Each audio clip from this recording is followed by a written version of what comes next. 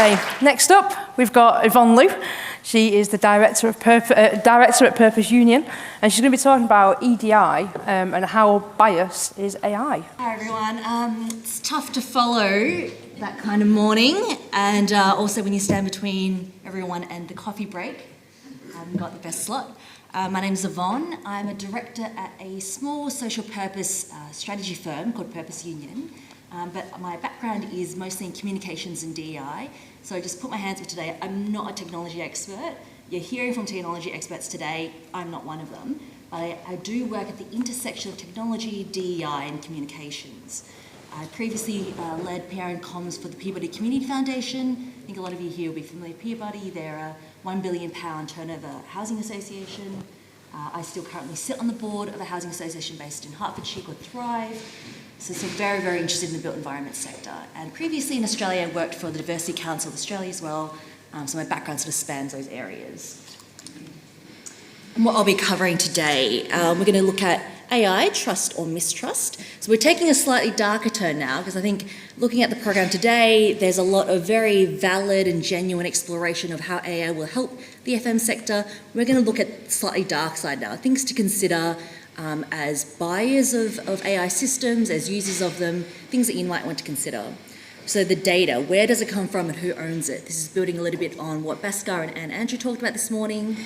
The causes of bias in AI systems, the impacts of AI bias, some of the regulatory interventions happening across the UK and elsewhere, and then finishing on, of course, a more positive note.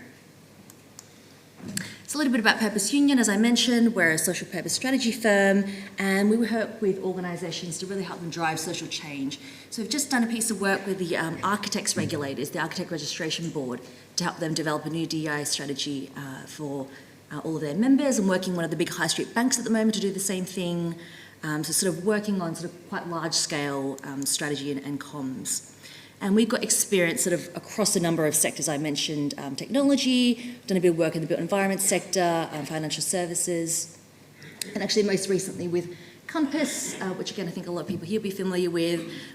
My colleagues and I have delivered some AI training for their comms team, so sort of really focus on content creation.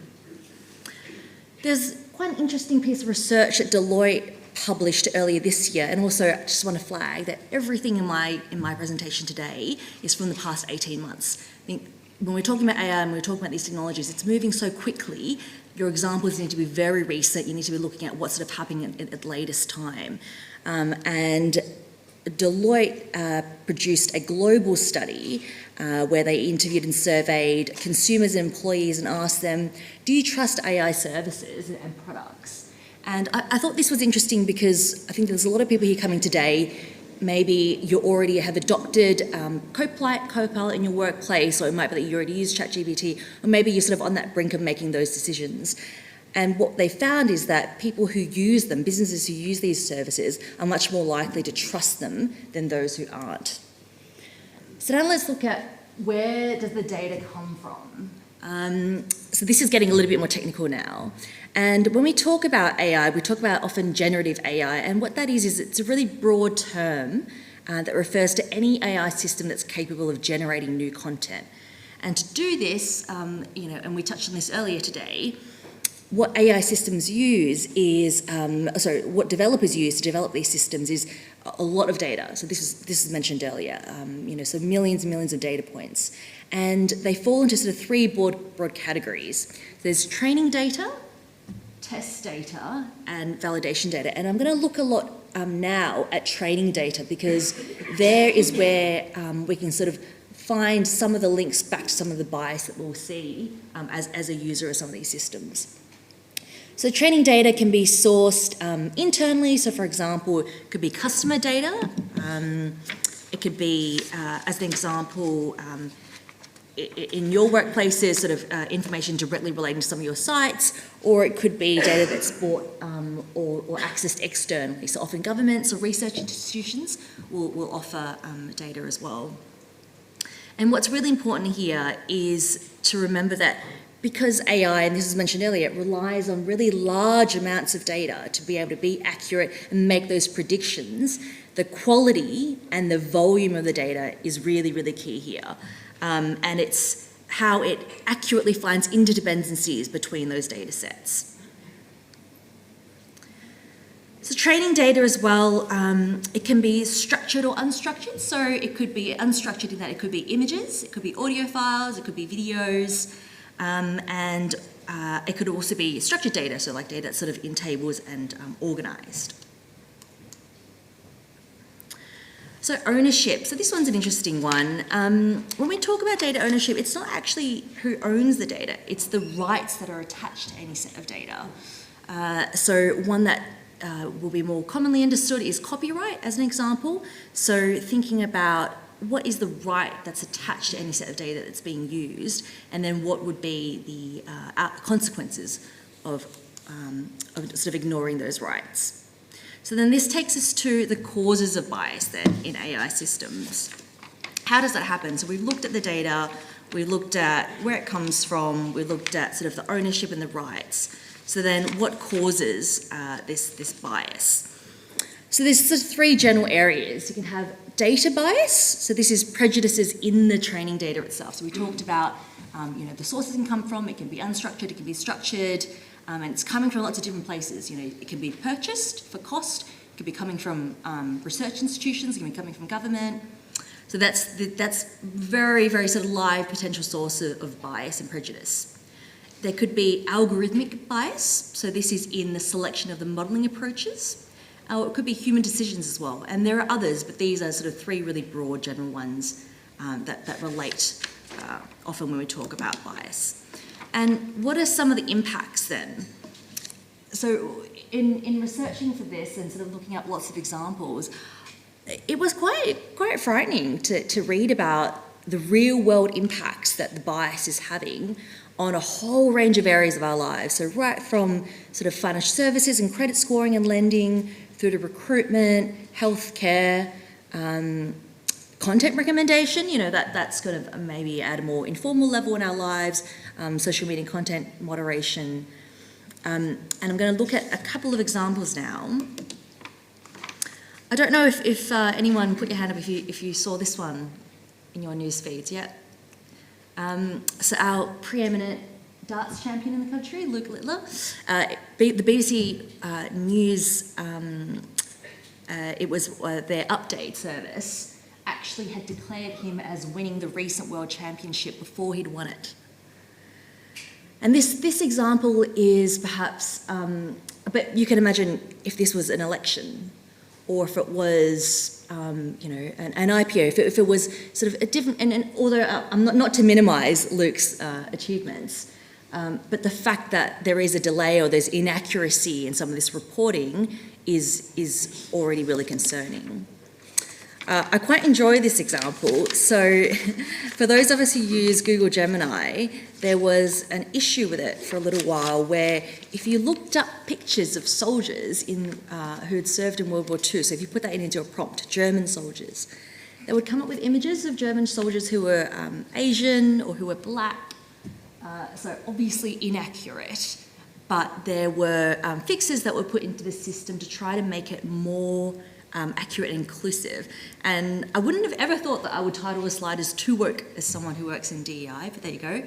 And so what we're seeing is sort of this sway back and forth of systems trying to be more inclusive, and there are changes. You can see that they're sort of really live. Developers are really aware of it. There's a lot of talk around, there's a lot of discourse around the bias of the algorithms, and so there are things being made, but we're also seeing sort of when that swings too far, what happens as well. A couple more examples here that you may or may not have come across.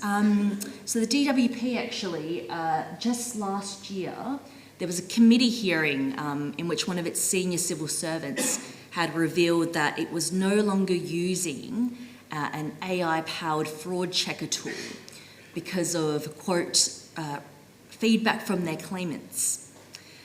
So what it was doing was using an AI tool to flag where there was potentially suspicious claims, and then immediately pausing those payments. So you can see that's a very serious real-world impact where we're seeing that bias play out and sort of impacting people's lives and some of the most vulnerable people in our community as well. Uber Eats, so this is a really high-profile claim actually that made global headlines. So this gentleman here on the right-hand side, he worked as an Uber Eats driver in Oxfordshire, sort of between 2019 and 2021.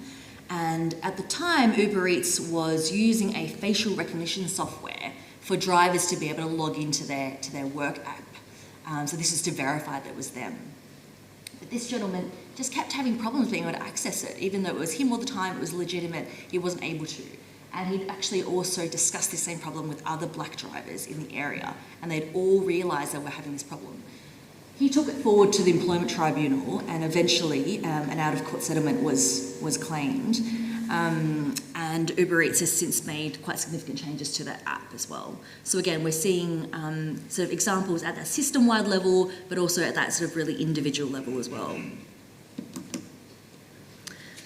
Just very briefly on regulation, what we're seeing is sort of increasing regulation both here in the UK and particularly in the US and EU as well, around sort of ensuring that and putting safeguards in for around transparency of use, accountability, and I thought this was really welcome, I thought, in that the UK government's introduced a sort of really pro-innovation set of AI principles to support regulators. So this isn't so much a set of rules, but it's more about how can regulators actually support innovation. And very recently, what we've seen just in January this year, there's a new inquiry by the Treasury Committee to consider the potential impacts of AI in financial services. So some of the questions they're asking is, to what extent can AI help to improve productivity in financial services, and how is it currently used in different sectors as well? So we're seeing sort of quite a lot of government oversight and sort of levels of inquiry as well.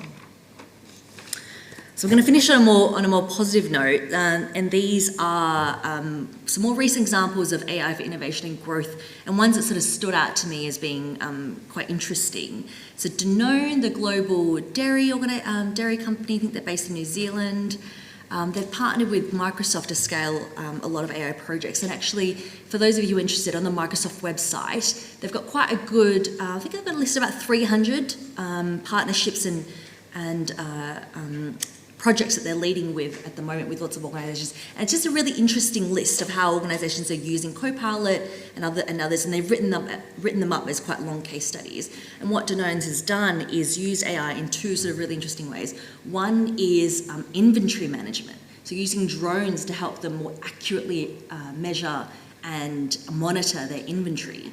And then secondly, some really interesting user-based marketing. So their global sort of marketing efforts using AI as well to drive some of those things. So thinking about mitigating bias in AI then, as I mentioned earlier, I work at the intersection of comms and DEI and AI, and we're working with our clients at the moment on this. So not sort of providing advice around the technology, but we are providing advice around the use of it. And so first and foremost, and this hasn't been mentioned today actually, be interested to hear thoughts from the other speakers on this, is developing an AI policy. And you can think about, we've talked a lot today, or I've mentioned quite a few examples of where things have gone wrong. So you do want to make sure that you've got a policy and that there is structure around that. So what are the learning elements for your colleagues and employees? What are things going to put in place? What are those safeguards that you're going to put in place? Assessing the vendors that you work with. Again, I think for a lot of people in this room, this will be really relevant because you're often going to be purchasers or buyers, or you might be signing off on these purchases. So really sort of using quite a rigorous procurement process to actually assess the vendors you'll be working with. Auditing your tools, so even at Purpose Union, we are constantly auditing the tools that we use. So we're big fans of Claude and ChatGPT. I'm using Otter probably most days now to help me. I do quite a lot of focus groups and interviews, but I'm always sort of on the lookout for new tools, fixes that they're introducing. And this next point, this has come up a lot all morning as well, and this is just ensuring that the people at the centre of your AI. Earlier there was a mention about everything. There was a time when everything was e-commerce and e-learning. It's about the people who use the tools. All of these AI tools will be helpful, but at the end of the day, you need humans to be reviewing the output. If you are solely relying on the output of AI, you are certainly setting yourself up for some big risks. And then finally, embedding and promoting transparency. So finishing off on this, because I think this is really key. What we're seeing is this kind of huge emergence and growth of AI tools and products and services and content.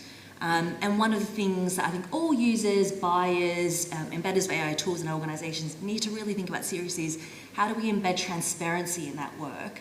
And it might be through your policies, it might be through your training processes, it might be in the way that you communicate the tools as well to your colleagues and employees, but ensuring that you've got transparency throughout that process. To the end.